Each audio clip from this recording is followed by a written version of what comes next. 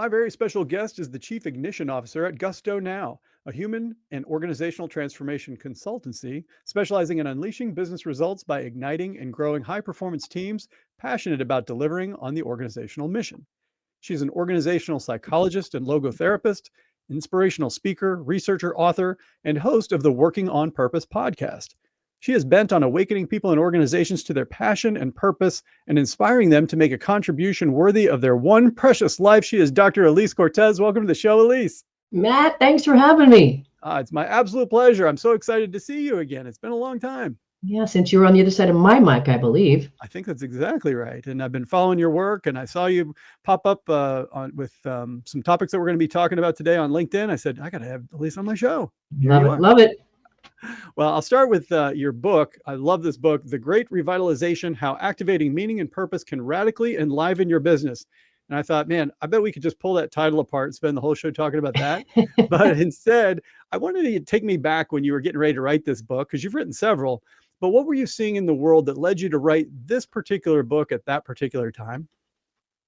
Yeah, so, as you know, a book takes time to actually germinate and create. And by the time that that came out in 2023, we'd been through the pandemic. And I would say first and foremost for me, Matt, the pandemic, as a social scientist, I can get past what happened in the pandemic, how many things changed. People became so much more conscious of what did they want from their lives and their work, because for many of them, the first time in their whole entire lives, they were forced to stop. And their lives stopped, and they had this time to take stock and consider, do I really want to go to work for the screaming boss today? Do I want to get back in that traffic today? Do I really want to miss my kids' football game tonight because I got this other meeting or I'm supposed to be at work? And so the first thing that I would say that went into that is I became so present I had a finger on the pulse of how people were really starting to pay more attention to what they wanted from their lives, what was working, what wasn't. And one thing that wasn't working for sure was work. The whole idea that our whole lives literally have been crafted around work. Where our kids go to school is based on where we work. Where our friends are is based on where we work. Whether or not we actually get sleep at night is oftentimes based on where and how we work. And so there were so many things that I became aware of that at that time that I felt like people were really now willing to do something about. And then that the balance of power changed such that the employees started to have more power than the employers did for a change. So things that had been brewing for quite some time, frustrations in the workforce had come to a head. So I was aware of all that.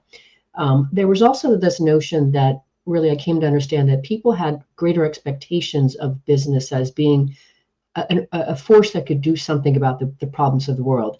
And in many cases would trust business over religious entities and governmental entities to do that, which became pretty interesting. And then finally, I guess what I would say is, I would say this is probably partly due to me being a conscious capitalist, which I know we'll talk about at some point.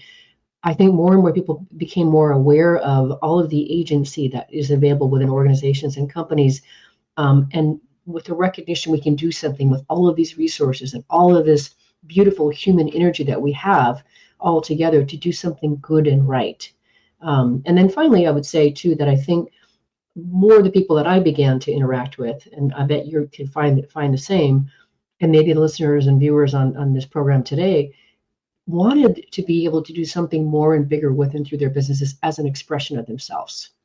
So I had my finger on the pulse for all of those things, and that's really a lot of what propelled that thing moving into the world.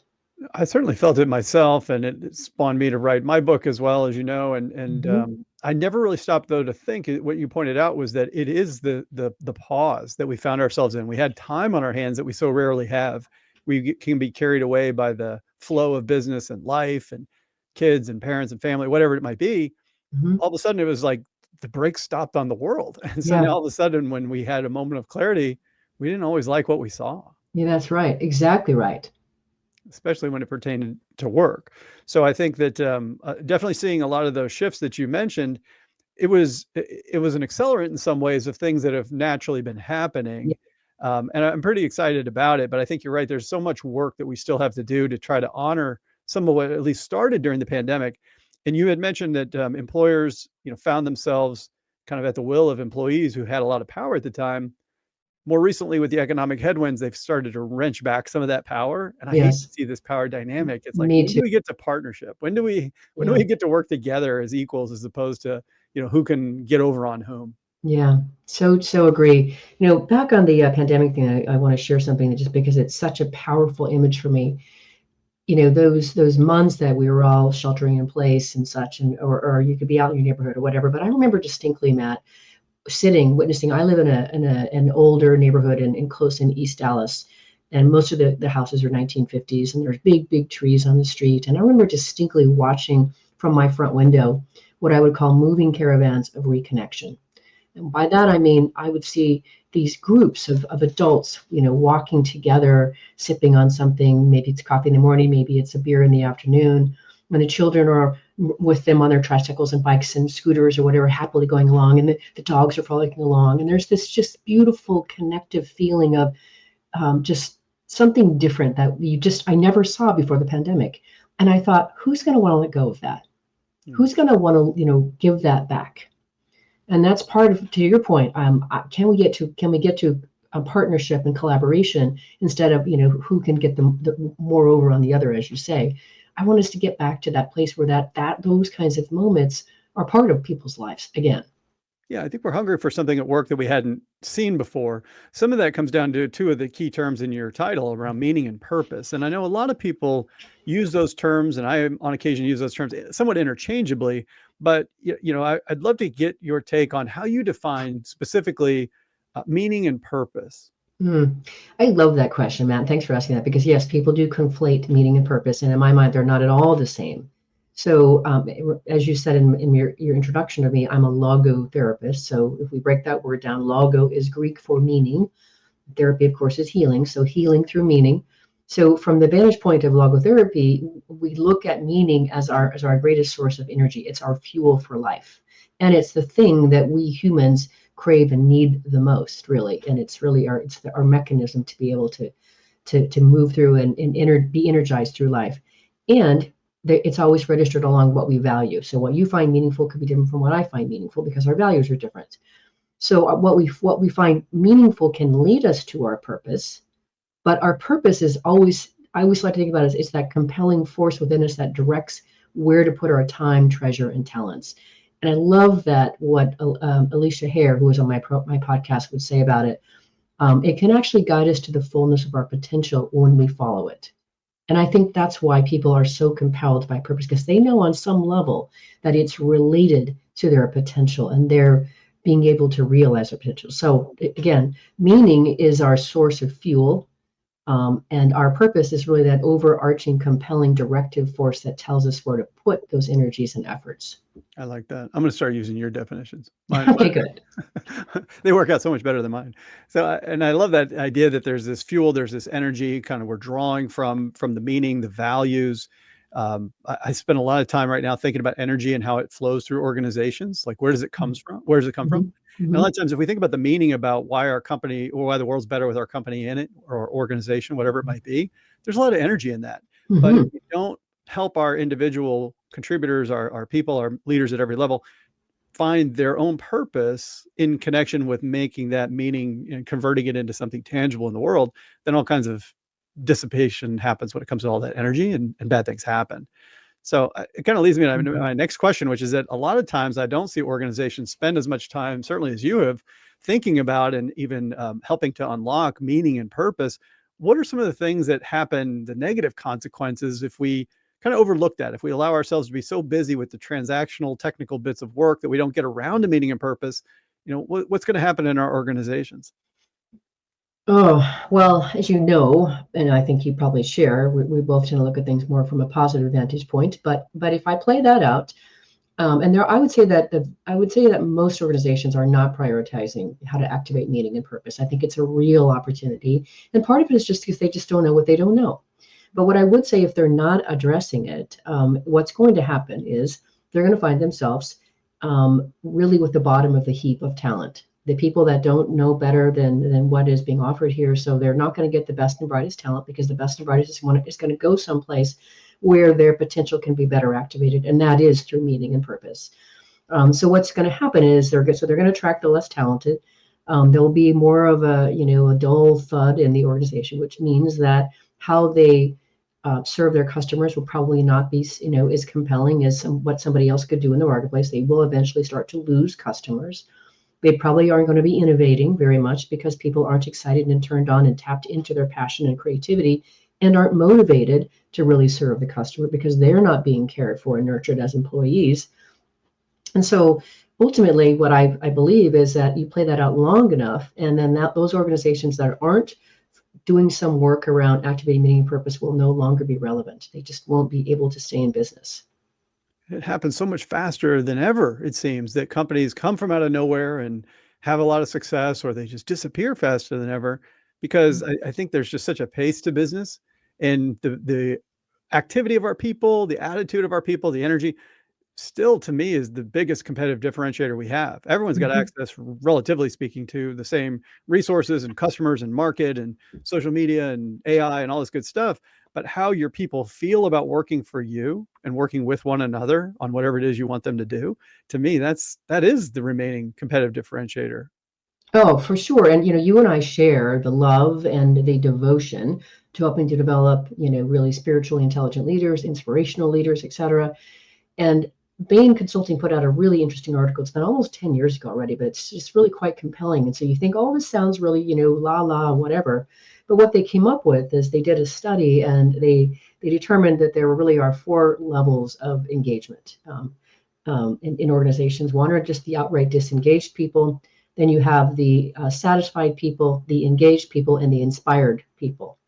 So what they did was they put a productivity measure on the satisfied worker. So if the productivity level of a satisfied worker is, say, a level of 100, then the next level, the engaged worker, is actually at a level of 144.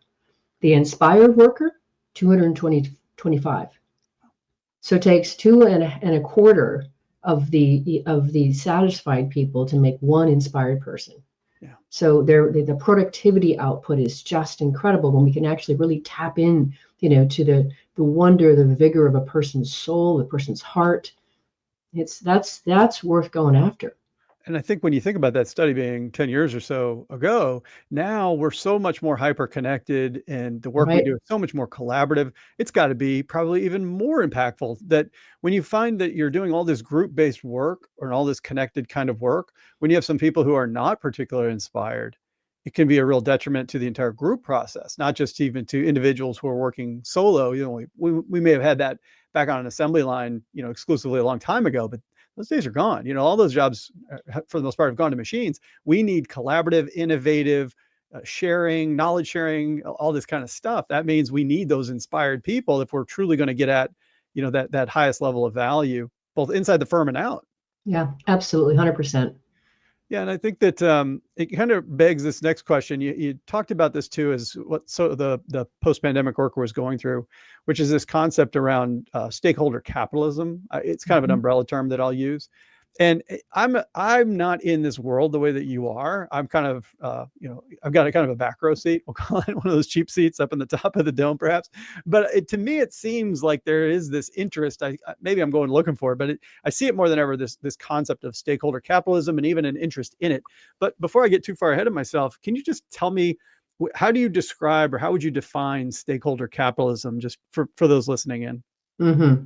Well, let me take one step back to situate why it's even important to even have a definition around stakeholder capitalism. If we go back to the 70s and 80s, there was this notion of shareholder primacy that was really advanced and celebrated. And that was the idea that the whole reason that a company exists is to be able to return the investors' money in terms of dividends. That's the whole reason the thing exists.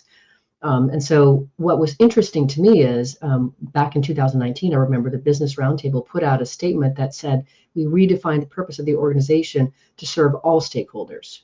So what that speaks to, what that really means is that instead of at all other expenses of serving, the shareholder, which means that we quickly, fire people, we, cut all kinds of R&D costs, whatever, just to make those numbers, stakeholder orientation means that we're very, very mindfully and hyper aware of serving and satisfying or even delighting all of our stakeholders, starting with the employees who power the organization first, including your suppliers then your partners in the community, even the actual community itself. And in many organizations, one of those stakeholders is the environment.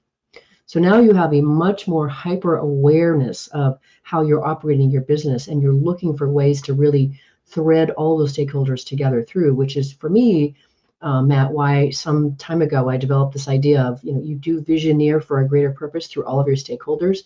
I call that, you read about it, the Parliament of Purpose. And so, when you can really help, when all of your stakeholders are really firing on the same level, they're really cued into and they buy into your purpose, man, now you're really cooking with gas. And so you have just a much stronger entity that's moving in the world when they're all united like that. So that's the opportunity. So the stakeholder capitalism folk, the orientation just really means that you are intentionally serving all stakeholders. You're not ignoring your investors, you're serving all of them. I love that definition. And I think it's a movement, or at least a direction of business that has been around for a long time. If I think about even just my own career, I can remember Southwest Airlines, for example, treating employees really well with the premise that they'll treat customers better, right? And they do. Yeah, and then a Business Roundtable more than a decade ago, getting very senior people together talking about business as a force for good, and later on there's been more recent movements, of course, too. But give me a take on this notion of the general interest. So now we have a proper definition.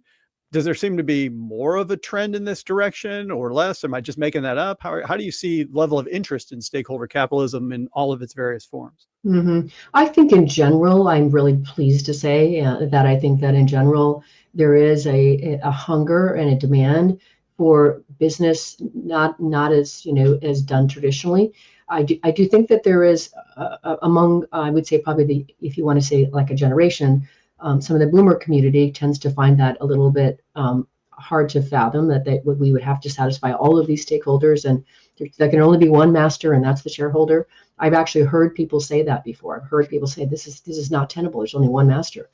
But I of the view, especially as you know, because of hosting the podcast and all the guests that I come on that contribute their perspective to me, yes, that I think that increasingly there is a higher consciousness that people do expect, that we will do our very, very best with and through business. And that means that we treat all of our stakeholders well. So I back up real quick. One of the great stories that I remember through the conscious capitalism community, it came from Brazil. And one of our members came back and shared that one of their big automotive manufacturers in Brazil had a policy of paying all of their suppliers 364 days after their services or products were delivered. So not surprisingly, they bankrupt their chief supplier with that policy. After that happened, they went to the community and said, hey, nice to meet you.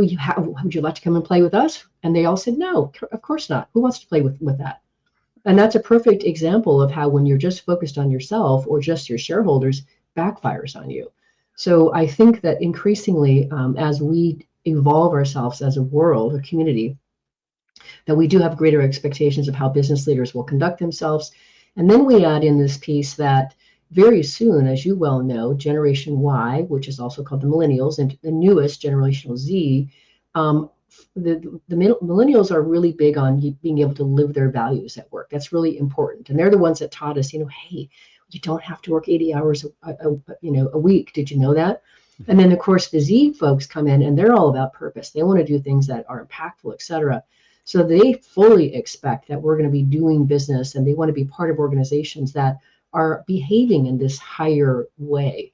And so they vote with their their ability to take a job and with their pocketbooks. They support organizations that behave themselves in these more holistic ways. So I definitely think that this stakeholder orientation, just like B Corps and all this sort of thing, is on the rise. And conscious capitalism measures, all of that's on the rise. I think it's a natural evolution of two things. One is progress. So it's actually, we've earned the right, for example, to say that we can meet our basic needs for our workers much more readily than we could have during the Industrial Revolution, for example. Right. And they've matriculated to higher order needs. So we get that. The second is complexity. And I think that there was a time, I don't know if anybody can remember who's listening in, when your phone was just a phone. Yeah, and now your phone does a lot of things, right? It does almost everything. So there's this notion in our technology, for example, that things can accomplish lots of things all at the same time. But when it comes to business, sometimes it gets so complex that we're like, oh no, I just have to focus on one single agenda, which is the shareholder. You're like, well, wait a second, aren't we better than that? Haven't we Yeah. learned more in our Yeah. organizational and management structures and just all these great things? And I think companies are starting to figure out that, you know what, there is this virtuous flywheel. I've heard it referred to sometimes, that if we treat employees well and they treat customers well, and we make more money, and we can put it in the community, then the community will do business with us, the whole thing. Yeah. And so I think it's a natural evolution, but it runs up against some tried and true sort of belief systems, if you will, about the purpose of business or what's possible or desirable or any of these things. Yeah, and I also think the resistance there comes too probably from more of a fixed mindset, or that the pie, this is the fixed sum of the pie, and there isn't that understanding that we can actually multiply some of the return here when we really activate all these different sources and stakeholders. Yeah. So and you and I wouldn't be doing the work that we do if we didn't believe people could learn. Right. That's so true. And I think a lot of times too, myself as Gen X, and when we think about some of these generations that have been around for a long time, a lot of times we look at the newer generation and almost like with disdain of saying, well, I didn't get to have those things. I didn't get to have work-life balance. Why should you? And the answer is, well, isn't that what you would want? Like that we're making progress, that we've found a way to harness technology and productivity tools to be able to, do better. Like we want better for our kids, but we don't always necessarily want better for our younger employees. And to me, that always seems a little bit off, right? Mm. Yeah. I have a very strong opinion about that, Matt, in that I believe every generation just advances us and makes us better. I know that every generation goes to the next one coming in, oh my gosh, going to heck in a handbasket here, right? But if the way I look at it is, the boomers really taught us about being able to stick with something, be responsible and focus on something for a long time and stay with it and build a life around that. And they did that. We Gen Xers came by and we were like a little more selective about where we put all of our efforts. And so we learned how to kind of separate things and have a little bit of self-interest in that. And then the millennials came along and they taught us, like I said, you guys don't have to work 80 hours a week, and let's live in our values here while we're working. And then the Xer or the Zs have come along and really helped us say, well, let's do something with, that's meaningful in the world, that really moves the needle here. Let's not waste our time on just, moving the sandbag from one end of the room to the other. So I think every generation has added to that. I love that word, that progress that makes us, I think, a better version of our species. Yeah, and to me, it doesn't end. When you think about, I've already started doing some research on 2030. It sounds like a long time away, but it's really not. No, it You'll isn't. start to see Gen Alpha enter the frame. They're the first Mm-hmm. generation born in 2010, exclusively in this millennium. And it's only going to just be more demand. You talk about access to top talent, more demand that we have impactful businesses and that we treat employees well, and that we harness the power of technology and all these things to be able to have a life in addition to just doing work.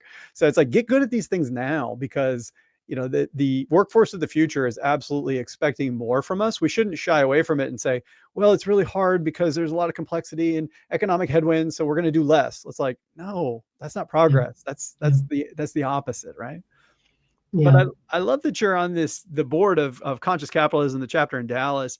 And I wanted to know, like, conscious capitalism is one of these things that is really powerful, but a lot of people aren't familiar with it. So could you tell us just a little bit about what conscious capitalism is, both as a broader movement, but then also specifically, at the chapter level, for example, what it is that is attractive to business leaders to come in and be part of the local instantiation of it? Yeah. So let me just paint a little bit of a picture, because I happen to have a pretty nice finger on the pulse of where conscious capitalism came from and such. Let me just first situate it as, to me, it sounds so simple. I mean, it has 4 tenets, and that is that it's encouraging and empowering and teaching organizations to serve from a higher purpose with conscious leadership, conscious culture, and that stakeholder orientation. But where it came from is pretty darned interesting. So I know this because I know Dr. Raj Sisodia. But so he had been, he was a professor of business and marketing at Babson College for years and other places and such, and has been all this time working on, how organizations spend money on marketing to grow them, et cetera. And he kind of got a little disgusted with the idea of coupons and clicks and all kind of thing. And he set out with a team to go research organizations that were very, very popular and loved by their customers, but didn't spend much money on marketing. And so they found this group of about 22 organizations. They had a few other requirements that I won't go into all of them, but they had to be the CEOs paid, well, but not, really, really outstand, high salaries kind of thing. So they went through and they researched these organizations, and they found that they really were beloved. And Raj tells the story of how he's reading some of these stories of the employees talking about their beloved employers. And he said, I've never been moved by anything in business before. I got moved to tears with this. And he said, as we were writing the book, we were prepared to get to the section where when it came to reporting their financial piece, that we were prepared to give them an excuse or a pass, because we wouldn't expect them to perform very well because they were so good on these other measures with their people and their stakeholders. But what we found is these organizations outperformed their peers by some major factor, I think of at least 6-1, something really astronomical. So Raj and his co-writers on this, I think he had just one at that time. So they were sending this manuscript around and talking about it. And at one point they were having a conversation with a woman about their book. And she said, oh, I know someone who would love to read that book. Could you send me the manuscript? It was early on. They sent it on to this person who happened to be John Mackey, who is the former CEO of Whole Foods, and he loved it. So Raj and John meet. And Raj, says, I got this new idea about how we can really practice capitalism. I've got it right here on my napkin here. And he pulls it out and he walks John through it. John goes, yeah, that's exactly what I think too. I love the idea, but I want to call it conscious capitalism. So together, these guys get so excited about the possibilities here. So they convene about 25 people in 2008. And they have this conference and this meeting around these ideas of what conscious capitalism could be. And that is where the movement was born. So now it's a global movement. There are people around the world, and I've had the privilege of working with Raj to be one of his adjunct faculty, teaching Latin American CEOs how to infuse conscious capitalism into their businesses. So there are many, many chapters across the United States, but it really does speak to let's reach for a higher way to do our business so that we can satisfy and delight all of these stakeholders and really develop a business that one that we can be really proud of, that we really do believe is going to help and better the world. So that's the movement in a nutshell. And it's so cool if you understand, listeners and viewers, careful what you could do with yourself. If you get really turned on, maybe you start a global movement too. But, it's so inspiring to see where this thing has come from. So I'll stop there before I talk about the actual chapter, if you have any questions or comments to that. But it's a pretty fantastic story. It's incredible. And I know that the education put out by the chapters and being able to sort of take these concepts. And I love the fact that it's not even just what's possible, it's also what's practical, in the sense that we're producing, these outsized business results for all the reasons that you talked about. Customers are more loyal, employees are more loyal. There's lots, I'm sure we can go on about it, but yeah, let's keep going, and let's talk about the kind of the local work that you're doing, for example, within the local chapter. Mm-hmm. So here in Dallas, that's where my chapter is. Who tends to show up and tends to want to become a member? When they get introduced to us, when they come to meetings and they hear the speakers and they hear the educational events, they're like, oh, I've been feeling like this for a long time. I just didn't know what to call it. I didn't know that there were people that also felt like this. I guess these are my people. So there's this natural sort of thing that happens where people feel like seen and understood, and they don't feel like the weirdo, right? They're like, oh, there are a bunch of people who actually think like I do when it comes to business. So they find their tribe. And then what happens is we then can teach them how to, like, for example, we have a workshop that we do where we teach them how to identify their stakeholders. And then they can start creating a plan for how can we bring them together, unite them, really enroll them in what we're doing. Most organizations are not doing that. Sure. So those are some of the things that we do for our members. A lot of education. We bring a lot of different speakers.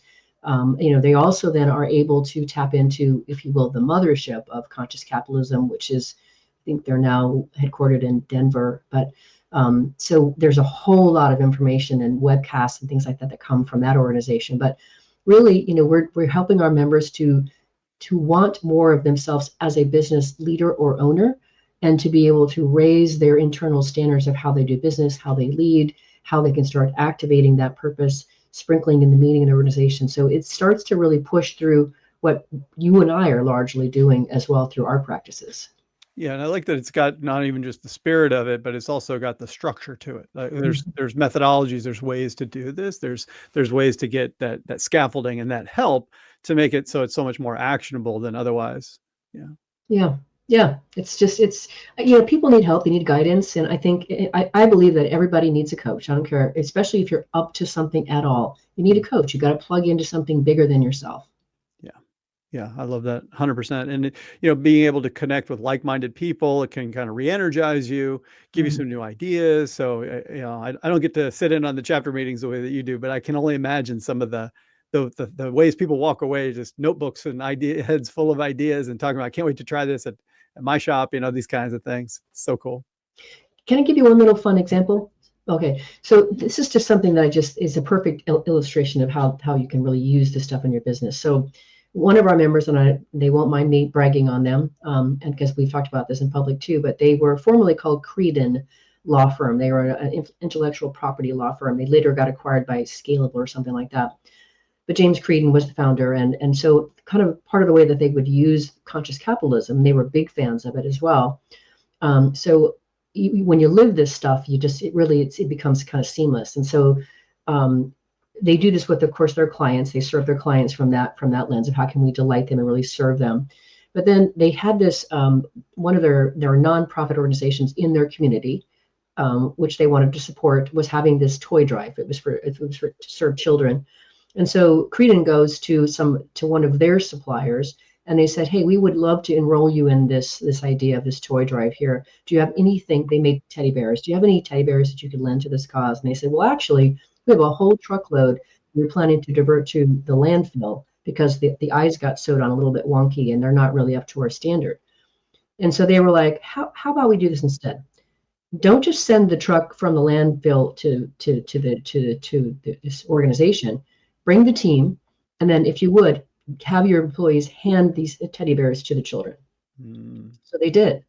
So this how when you start really enrolling this idea of how do you live your own purpose, and you bring in and unite your full stakeholder community, how enlivening that really is. Wow. Um, and so that's just part of the equation, right? So that's just when you live this stuff, it really makes a profound difference in your community and for your organization.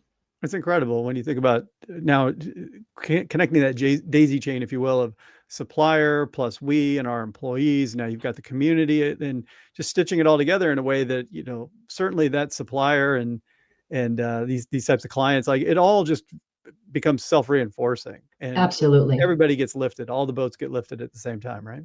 And magnetizing, right? And so that traffic and energy. I know you and I talked about before we got on air. If everything is energy, and now we're raising that energy to a higher, more compelling, productive level, and we're uniting, people in that same sense. It's incredible what you can do with that. We could talk about this stuff for hours, but I also love the fact that it was such a simple, tangible example. Like we don't have Mhm. to totally change our business overnight. We don't have to be Right. scared that this is too big. It's like even little things can have such a dramatic impact, the ripples that we make. And so it's like even taking the first step toward this direction, you can always take the rest of the steps later, but get That's around right. like-minded people and try to reframe and rethink about your business as being capable of something more than today. And that's that progress that we're talking about. Yeah. Yes, yes, please. It's so just put one little foot on the track. That's all you got to do. Exactly. Well, I tell you what, I'm going to give us a hard shift here because at least I like to play this game where it's the most ridiculous thing ever, but it's a trivia game where you and I are going to be a team and we're Okay. going to go up against AI. We're going to have it ask us a trivia question. Now, I Whew. saw, we mentioned earlier, I say it wrong. It's not, is it logotherapy? How do you say that? Logotherapy, yeah. Yeah, logotherapy. So helping people find meaning in their lives. And so it made me think about the root of the word, which is all about, it's Greek, right? For Yeah. logos or Hmm. word or speech. And so I thought I'd get AI to ask us a question about famous logos. Why not? So here it is. What does the iconic Apple logo represent? A bitten apple or a whole apple? Oh, does it have a bite out of it? I guess is their question. So what do you think? I think I'm pretty familiar with Apple. You want to hear my answer on this one? Yeah, go first. I think it's got a bite out of it. And in fact, the original one, it was multicolored. And at the time, back in the 70s, I think they called it the world's most expensive logo because it cost so much to print everything in color all the time. Eventually, they kind of took care of that. But we'll go with that one. Let's say that it's got a bite out of it. and see what Google says. That's correct. The Apple logo represents a bitten apple. Simple yet iconic design that has become synonymous with the company. There we go. We did it. Well, and that's what I would have imagined, take a bite out of life, that just, well, Yeah, I love the whole Amazon idea, the idea, they put forth something that they didn't respond to a demand. They created the demand. It's just something to celebrate. 100%. But I'll give you an even better question, a much more sensible question, which is from my audience, my listeners, where can they go to learn more about you? Oh, it's so easy. I've got a couple websites. One is my main website, which is Gusto Now. So it's gusto-now.com. That's where you'll find all of my services. My personal website is elisecortez.com. You can find pretty much everything that you want to know about me there. And you can always find me on LinkedIn as well. I dig it. So listeners, I'm going to have all three of those links in the show notes. You're only one click away from learning more about Gusto, about Dr. Elise Cortez. Check out her famous podcast too. I loved being on it. I love her guests. Never miss it. And I think you'll really enjoy it. So Elise, thank you so much for being on my show today. I've really enjoyed having you. I know we could have kept going, but just really enjoyed the time together.